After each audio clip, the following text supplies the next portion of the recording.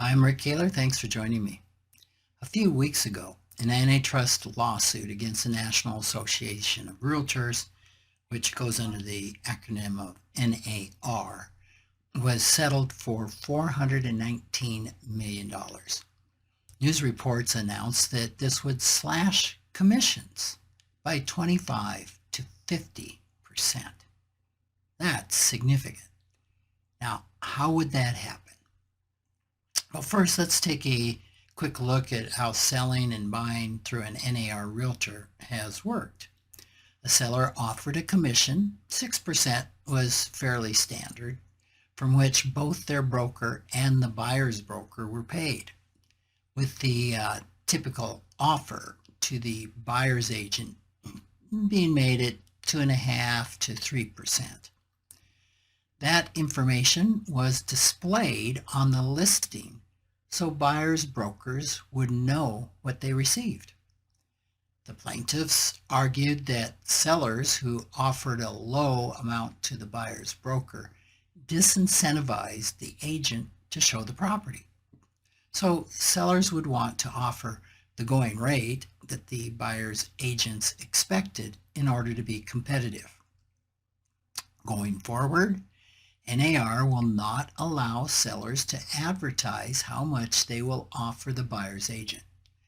The idea is that the buyer's agents are not going to agree to what will essentially become a raffle to see what they will be paid when they sell a specific property. Instead, the agent will sign an agreement to work for the buyer on a set fee or percentage of the sales price that will come directly from the buyer's pocket. The seller will most likely continue to pay 2.5 to 3% to their agent.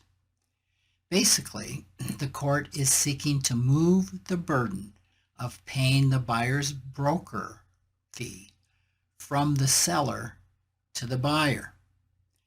Is that good news for sellers? Maybe.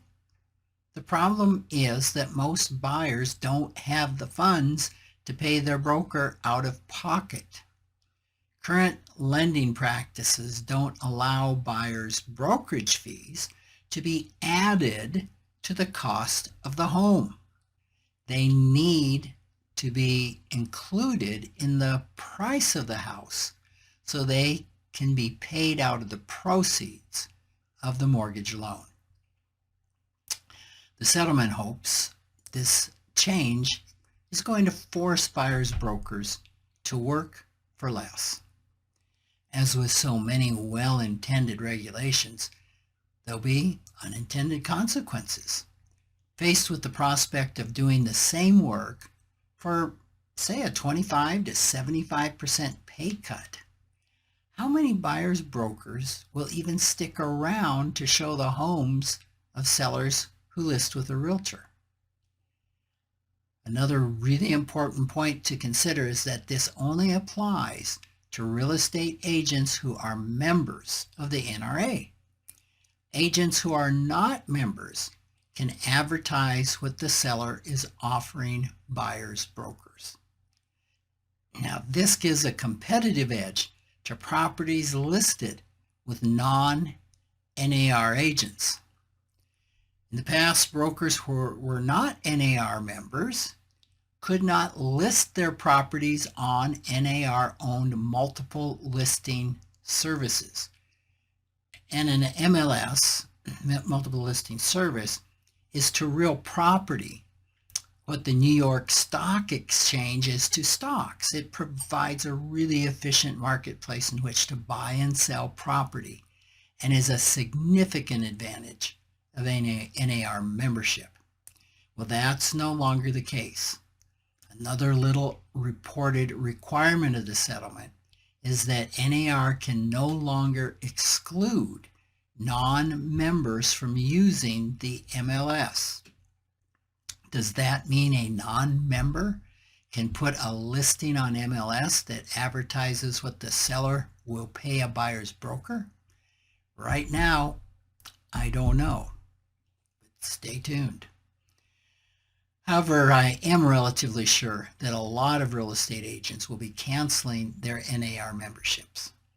In part, that will probably be a reaction to the higher membership costs that will be needed to pay off the $419 million settlement.